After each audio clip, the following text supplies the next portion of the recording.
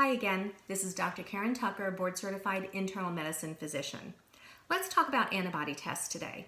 Everybody is trying to get a hold of a COVID-19 antibody test.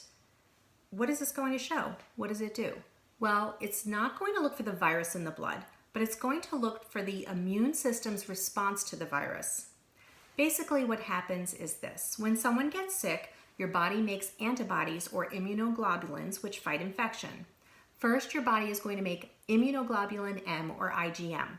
This is going to fight the current infection. Then over time, the body will make immunoglobulin G or IgG.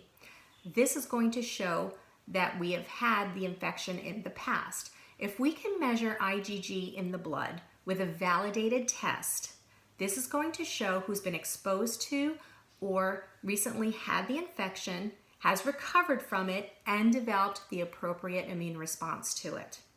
Now, some people may not develop an immune response in the same way, and those people will not have IgG in the blood, even though they've had the virus. And this would mean that they are at risk for developing it again.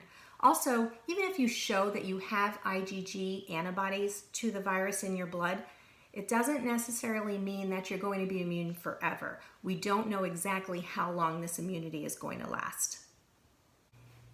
Here's the problem with the test. A lot of manufacturing companies are putting their tests out in the market without the FDA approval. Now, the FDA has approved only a handful of manufacturing companies to make these tests.